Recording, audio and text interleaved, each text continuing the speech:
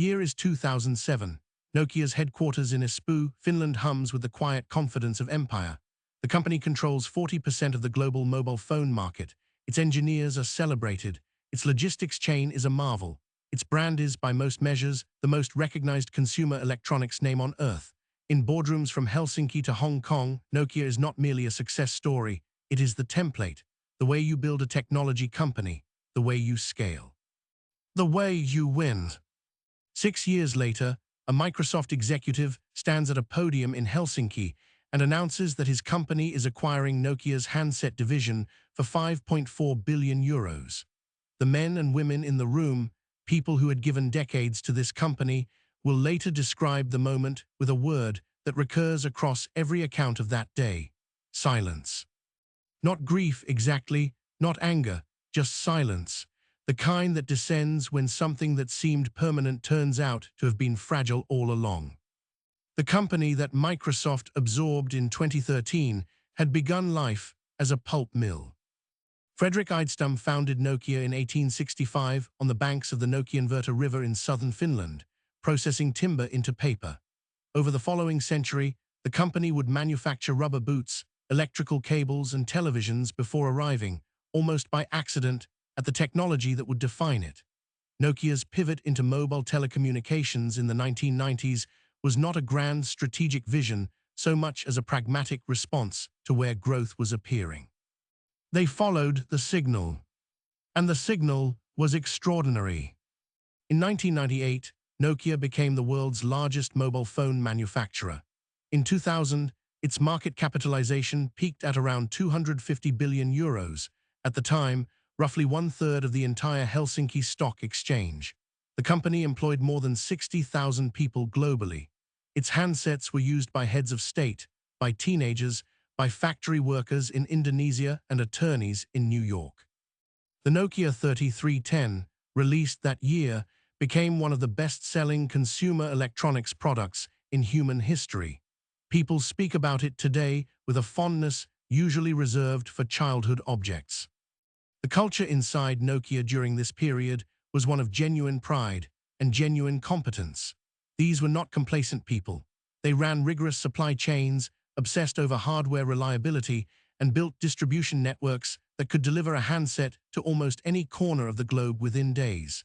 They attracted engineers who believed they were working at the center of the world's technological future because, for a time, they were.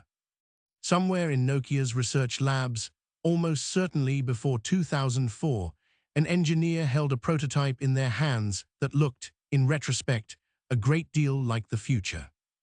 Nokia's internal research division had been developing touchscreen devices, internet-connected handsets, and software ecosystems for years. The company filed patents on smartphone-adjacent technologies throughout the late 1990s and early 2000s. There is credible reporting from journalists, from former employees, from academic researchers who later studied the collapse, suggesting that Nokia had functional smartphone prototypes that anticipated several features of the iPhone well before Steve Jobs walked onto a stage in San Francisco in January 2007. The question, then, is not why Nokia failed to see the future. It is why they chose not to build it. The answer begins in a meeting room, though not a specific one. It was a conversation that happened hundreds of times, in dozens of rooms, across years of incremental choices. The argument always had the same structure. On one side, engineers and product people who wanted to accelerate the smartphone roadmap, to build full internet browsers, to open the software platform, to accept short-term margin compression in exchange for capturing a category that was clearly coming. On the other, a financial logic that was, in its own terms, entirely rational. Feature phones were enormously profitable. Nokia's margins on hardware were healthy. Its manufacturing scale gave it cost advantages that no startup could match. Every internal model showed that a full pivot towards smartphones would cannibalize existing revenue that was, at that moment, still growing. The people who argued against moving faster were not fools. They were reading the same spreadsheets everyone else was reading, and the spreadsheets said, "Slow down." What the spreadsheets could not capture was the nature of the threat approaching from outside. The risk was not that a competitor would build a better feature phone. The risk was that the entire category of feature phones would cease to exist as a meaningful market. That is a different kind of threat, one that does not show up in market share charts until it is too late to respond. Nokia's leadership, shaped by years of competing successfully in an existing market, had built instincts that were finely tuned for one kind of fight. They were about to face a different kind entirely. There was also, according to several accounts that emerged in the years following the collapse, a cultural problem specific to Nokia, a management layer that had grown risk-averse and conflict-averse in equal measure. Researchers at INSEAD who studied the company's fall described a dynamic in which middle managers, aware of how much pressure existed to protect current margins, learned to filter the information they sent upward. Bad news moved slowly. Concerns were softened. Engineers who raised alarms about the software platform's inadequacy, Nokia's Symbian operating system, was increasingly understood internally to be unequal to the task ahead, found their concerns acknowledged, and then deprioritized. This is not a story about one catastrophic decision. It is a story about an organization that had learned to protect itself from information it did not want to hear. When the iPhone launched in June 2007, Nokia's public response was measured and, in retrospect, revealing. Executives pointed out correctly that Apple had no distribution network, no carrier relationships at scale, no history of hardware manufacturing for a mass market. They pointed out that the iPhone's initial price point was prohibitive. They noted that Nokia sold more phones in a single quarter than Apple would sell in years. All of this was true. None of it mattered. The iPhone did not need to outsell Nokia to destroy it. It needed only to redefine what a phone was supposed to be, and to do so in the minds of the customers, the carriers, and the developers who would build software for whatever platform won. In that reframing, the iPhone succeeded almost immediately. Within 18 months, the App Store had launched. Within 2 years, Android had arrived, providing a smartphone platform available to every manufacturer who wanted one. Nokia's response was to accelerate the development of its own smartphone software platform, but the platform it chose to accelerate, Symbian, was already understood inside the company to be inadequate. It had been designed for a world of hardware buttons and limited processing power. Adapting it to the touchscreen, application-centric future that Apple had announced was, by multiple accounts, extraordinarily difficult. Engineers described working against the grain of the software's architecture rather than with it. In 2008, Nokia acquired Trolltech, a software company attempting to build a new platform called Mimo. The project showed genuine promise and attracted engineers who believed it could become what Symbian could not. But Mimo existed alongside Symbian, competing for internal resources, for attention, for the organizational commitment needed to make a platform successful. Nokia was trying to run 2 software strategies simultaneously, fully committed to neither. Meanwhile, the market was not waiting. In 2009, Nokia's global market share in smartphones, the category that was rapidly becoming the only category that mattered, stood at roughly 35%. By 2011, it had fallen to under 15%. Revenue from handsets, which had been growing for years, began to decline. The company announced its first major layoffs in 2011, cutting several thousand positions, then more. The stock, which had traded above €30 as recently as 2007, fell through 15, then through 10, then through 5.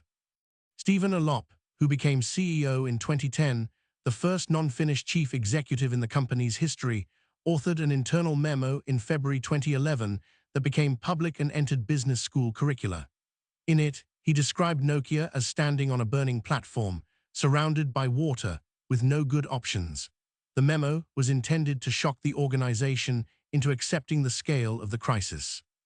What it also did was signal to the outside world, to carriers, to developers, to the customers who read it in the press, that Nokia's leadership did not believe in Nokia's existing products. Shortly after, Alop announced that Nokia would abandon both Symbian and Mimo in favor of Windows Phone, a partnership with Microsoft. The decision remains debated. Windows Phone was a coherent, well-designed system, but it had almost no developer ecosystem. The very thing that made iOS and Android valuable to consumers was the depth of applications available on them. Choosing Windows Phone meant betting that a third ecosystem could establish itself in a market that was already, by 2011, consolidating rapidly around two. It could not. The Microsoft announcement came in September 2013. The night before, in offices that would soon belong to another company, people finished their work and went home. Some of them had been at Nokia for 15 years, some for 20. They had built products that connected the world, genuinely, literally, not as a marketing phrase. They had helped create an industry. The acquisition valued Nokia's handset division at a fraction of what the company had been worth a decade earlier. Thousands of employees transferred to Microsoft. Others were let go in subsequent rounds of restructuring. Microsoft itself would write down nearly the entire value of the acquisition within 2 years, acknowledging that the attempt to build a third mobile ecosystem had failed. In 2016, Microsoft sold what remained of the handset business to a Taiwanese company called Foxconn subsidiary FIH Mobile and the newly formed HMD Global for approximately $350 million, less than 7% of what it had paid 3 years earlier. The engineers, the supply chain teams, the designers who had once won awards for the elegance of hardware that now seemed antique, they dispersed into startups, into competitors, into other industries entirely. Espoo absorbed the loss quietly, the way cities do. The story of Nokia is not, finally, a story about a company that failed to innovate. Nokia innovated continuously. It was, by any measure, one of the most technically capable organizations in the history of consumer electronics.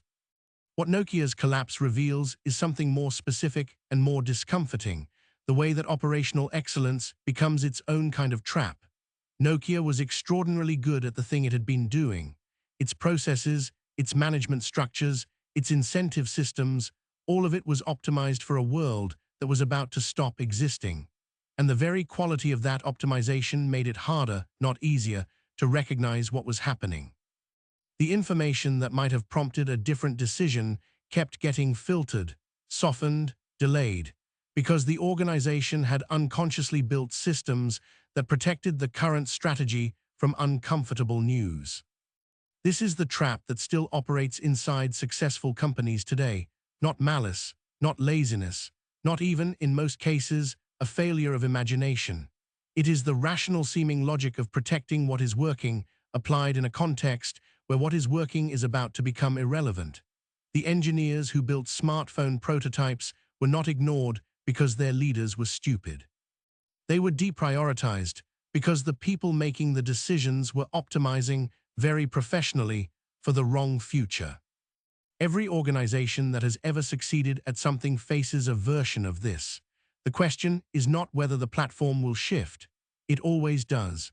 The question is whether the people inside the organization have built structures that allow them to hear the signal when it comes, or whether success has made them too comfortable to listen. Nokia as a name still exists. HMD Global licenses it for Android smartphones manufactured in Asia. The phones are competent. Some of them are quite good. They are sold quietly in markets where the name still carries some residual warmth and reviewed with the slightly melancholy attention given to things that remind us of something that is gone. The Nokia Inverter River still runs through southern Finland, past the site where Fredrik Idestam built his first pulp mill. The water does not remember the phones, or the stock price, or the silence in that Helsinki conference room. It does what rivers do. What Nokia's story finally teaches is not about technology or strategy or the speed of market change. It is about the difficulty of seeing clearly when you are standing inside something that is working. The company did not fail because it was blind. It failed because it had learned, very thoroughly, to see only what its success required it to see. That is a lesson that does not expire.